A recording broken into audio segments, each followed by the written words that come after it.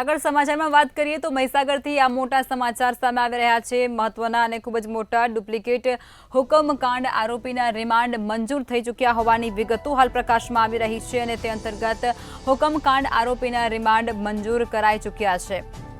જેમાં પોલીસે 5 દિવસના રિમાન્ડની તેમના માટે માંગણી પણ કરી છે અને પોલીસ તેમની તપાસ પણ કરશે। મહીસાગર જિલ્લા સેશન્સ કોર્ટમાં આ રિમાન્ડની માંગણી પોલીસ દ્વારા કરવામાં આવી હતી। 11 થી 13 તારીખ સુધીના રિમાન્ડ મંજૂર થઈ ચૂક્યા હોવાની વિગતો હાલ પ્રકાશમાં આવી રહી છે। મહીસાગરથી આ જાણકારી સામે આવી રહી છે, જેમાં ખોટી સહીથી હુકમ કર્યા હોવાનો આરોપ આ તમામ આરોપીઓ પર લાગેલો છે। 9/24 ના રોજ લુણાવાડા ટાઉન પોલીસ સ્ટેશનમાં અતુલ ભોઈ વિરુદ્ધ ગુનો દાખલ થયેલ કે કલેક્ટરશ્રીના ખોટા સહી સિક્કા કરી અને હુકમ કરેલ છે તે અંગેના ગુનાની તપાસ કરનાર અધિકારી દ્વારા ટ્રાયલ કોર્ટમાં આરોપીના રિમાન્ડ અરજી કરી દિન 5ની માંગણી કરેલ, જે માંગણી ટ્રાયલ કોર્ટ દ્વારા નામંજૂર કરવામાં આવતા